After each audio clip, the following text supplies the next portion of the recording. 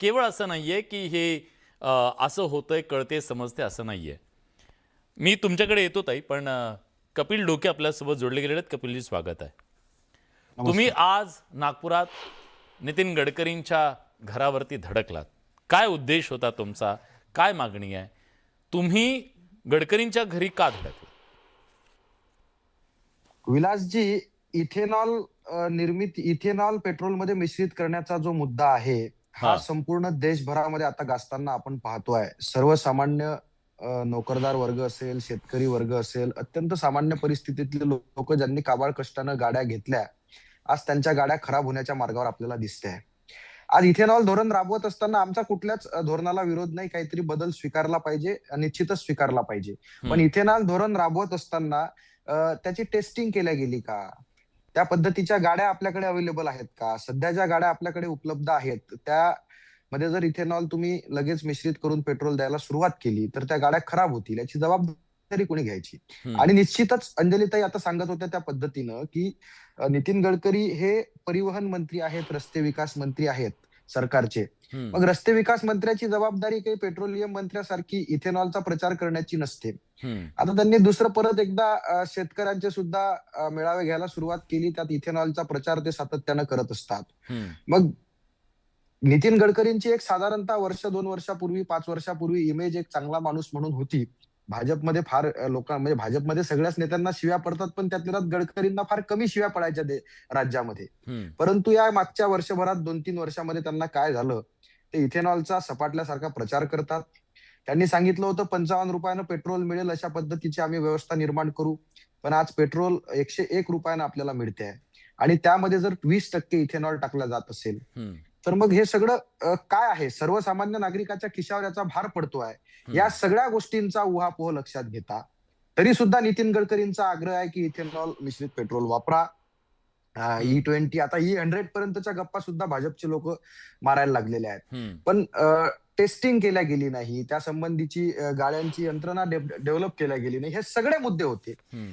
आणि मग या परिस्थितीमध्ये कुणाला तरी जाब विचारला पाहिजे, म्हणून महाराष्ट्र प्रदेश युवक काँग्रेसचा उपाध्यक्ष या नात्यानं आमचे अध्यक्ष शिवराज मोरे यांच्या नेतृत्वामध्ये आणि माझ्या सगळ्या सहकाऱ्यांसमवेत आज आम्ही गडकरींच्या घरावर त्याचा जाब विचारायला चाललो होतो, की तुम्ही E20 धोरण राबवत असताना, त्याचा प्रचार प्रसार करत असताना हां. कुठल्या गोष्टींचा अभ्यास केला? सर्वसामान्य लोकांचा विचार केला का? हं.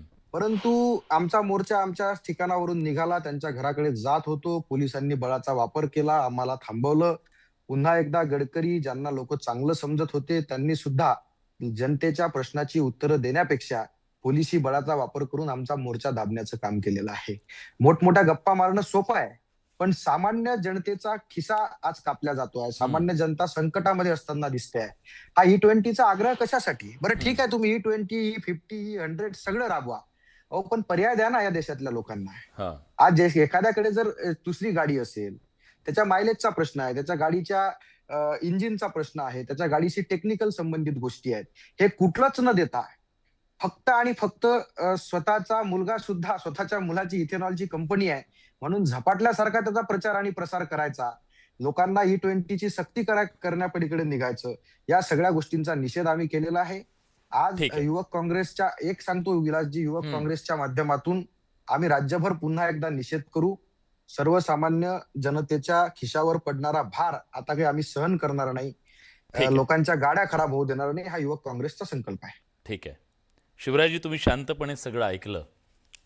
आक्षेप ऐकले, म्हणणं ऐकलं, सगळं ऐकलं. पण सामान्य माणसाच्या दृष्टीनं ठीक आहे, ते तुमचे विरोधक आहेत, ते त्यांचं काम करतायत, तो भाग वेगळा आहे. ते करत राहतील, ते तुमचा राजीनामा मागतील, काय मागाय तुम्ही काय. पण सामान्य माणसाला हे धोरण राबवत असताना एक विश्वास दिला गेला होता, की हे इथेनॉल जेव्हा मिश्रित होईल तेव्हा पेट्रोलचे भाव खाली येतील. उलट ते खाली तर आलेच नाहीत, पण असं दिसतंय आपल्याला आत्ता, की ॲव्हरेज कमी होतंय आणि ते मान्यसुद्धा करण्यात आलं, की ॲव्हरेज कमी होतंय. याचा अर्थ इंधनाचा खर्च आणखी वाढलेला आहे. तुम्हाला वाटतं हे धोरण राबवत असताना कुठंतरी गल्लत झाली आहे? त्याचा फेरविचार करण्याची वेळ आलेली आहे? विलासजी, नितीनजी गडकरी हे इथेनॉल या विषयाला घेऊन आज नाही बोलत आहेत. हो. साधारणतः 2001 पासून ते इथेनॉल हा विषय घेऊन बोलतायत. हम्म. त्यावेळी त्यांच्या मुलांच्या फॅक्टरीज नव्हत्या. नितीनजी गडकरींनी जयंत नितीनजींना फक्त रोड मिनिस्टर म्हणून ओळखतात, त्यांच्यापुरतं ठीक आहे. हम्म. पण पूर्ण विदर्भ जेव्हा शेतकरी आत्महत्याग्रस्त होता आणि मोठ्या प्रमाणामध्ये शेतकऱ्यांच्या आत्महत्या होत होत्या, मनमोहन सिंगांचं सरकार होतं, सरकार कोणाचंही असू द्या, नितीन गडकरी विदर्भातल्या शेतकऱ्यांसाठी स्वतःचं खातं सांभाळून मंत्री नसताना नाही आणि मंत्री असताना स्वतःचं खातं सांभाळून शेतकऱ्यांसाठी काम करत अनेक उद्योग, अनेक उपक्रम वेगवेगळ्या कार्यकर्त्यांच्या माध्यमातून, वेगवेगळ्या सहकारी संस्थांच्या माध्यमातून, वेगवेगळ्या उद्योजकांच्या माध्यमातून त्यांनी सुरू केले. हम्म. त्याच्यामुळे इथेनॉल हा एक पर्याय होतो, तो पर्याय झाला पाहिजे. आणि ज्यावेळी आता हे युद्ध झालं, जे सुरू आहे सध्या, इराक आणि अमेरिका, या सगळ्या युद्धाच्या वेळी ज्या पद्धतीने पेट्रोलची टंचाई निर्माण झाली, गॅसची टंचाई निर्माण झाली, पण दुसऱ्या देशात निर्भर राहावं, भविष्यामध्ये आपले मार्ग शोधले पाहिजे, तर ज्याच्यावर एक मोठं संशोधन 2001 पासून सुरू आहे. अगदी बरोबर, ही या म्हणजे सहमत आहे. 6% व्हॅल्यू जी आहे त्याची उष्मांक काय तो कमी आहे. त्यामुळे काही प्रमाणामध्ये ऍव्हरेज कमी झाला. हे जे आता त्या ताईंनी सांगितलं, अगदी हे संसदेमध्ये मान्य केला गेलेला आहे. ज्यांनी याची तफती केली त्यांनी केलेला आहे. पण आपण एक लक्षात घेतली पाहिजे की आपल्या भारतामध्ये जे सगळ्या ऑटोमोबाईल कंपनीज आहेत त्या ब्राझीलमध्ये आहेत. याच पर्याय प्रोडक्शन भारताचं त्यांचं ब्राझीलमध्ये 70% पर्यंत इथेनॉल हे मिक्स केलं जातं. आणि त्या आधारावर जो अभ्यास भारतामध्ये झाला तो असा आहे, सायंटिफिकली प्रूव्हन आहे. आणि त्याच्या ज्या संस्था मॅडमनी सांगितल्या त्या सगळ्या संस्थांनी याचा रिसर्च केला. 1,00,000 किलोमीटर पर्यंतच्या गाड्या पाहिल्या. साधारणतः BS3, BS4 म्हणजे पूर्वीची जी प्रदूषक चालकांमध्ये खूप आगे आहेत ती वाहनं आहेत, त्या वाहनांवरही टेस्ट करण्यात आले. त्याच्यामध्ये दोष एक उदाहरण दिलं. आणि घास आणि रबराचे जे पार्ट्स आहेत ते काही अंशी होतात हे देखील त्याच्यात निदर्शनास.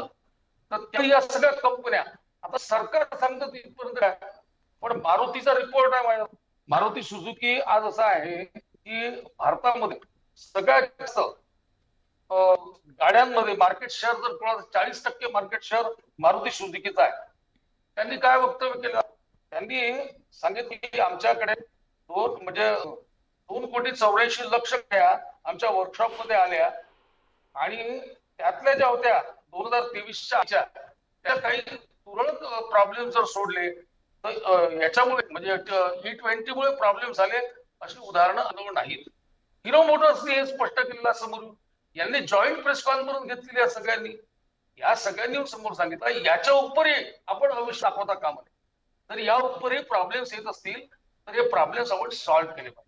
राहिला विषय काय होतो माहितीये का, 2001 पासून गडकरी जी मांडता आहेत आणि त्यांचे उद्योगामध्ये आहेत, त्यांनी जेव्हा म्हणजे हे नव्हता गॅरंटी गव्हर्नमेंटची, तेव्हा त्यांनी उद्योग केला इथेनॉल. आणि साधारणतः 1200 करोड इथेनॉल जे निर्मित होतं त्यातला त्यांचा जो शेअर आहे, त्यांचं जे प्रोडक्शन आहे ते अगदी निग्लिजेबल आहे, तुलनेने खूप कमी आहे. पण ठीक आहे, त्याच्यावर म्हणजे त्यांची मुलं त्याच्यावर आरोप करायचा न्यायाचा विषय तो त्यांनी जरूर करावा. ऑप्टेक गॅरंटी नसताना, सरकारने हे केलेलं नसताना ते प्रोडक्शन करत होते, इथेनॉल तयार करत होते या विषयावर. आणि त्याच्यामध्ये दोष जर असतील शिवराजी पण याच्या मागची नितीनजींची भावना आहे. मला फक्त 10 सेकंद आहे. याच्या मागची गडकरीजींची जी भावना आहे आपण एक लक्षात घेतली पाहिजे की याच्यातून मका उत्पादक, ऊस उत्पादक, साखर कारखान्यांमध्ये ऊस उत्पादकांना मिळत नसलेला पैसा हा जर इथेनॉल आणि साखर सोबत जर व्हायला लागली तर वेळेवर शेतकऱ्यांना पैसा मिळायला लागला. 42,000 कोटी रुपये हे मका उत्पादकांचं मागच्या वर्षीचं वाढलेलं उत्पन्न आहे, हे देखील आपण लक्षात घेतलं पाहिजे. त्याच्यामुळे याच्यात दोष असतील, अजून भाव कमी झालेला नसेल, यासाठी आपण मागणी सरकारकडे जरूर केली पाहिजे. सरकारही विचार करेल, पण सरसकट या एका नॅरेटिव्ह मध्ये बसवा आणि देश म्हणजे जागतिक स्तरावर सगळ्या देशांच्या समोर प्रॉब्लेम असताना आपल्या देशासमोर एक नवा प्रॉब्लेम उभा करा. शिवराजी फॉरगेट, विसरून आपण क्षणभर बाजूला ठेवू.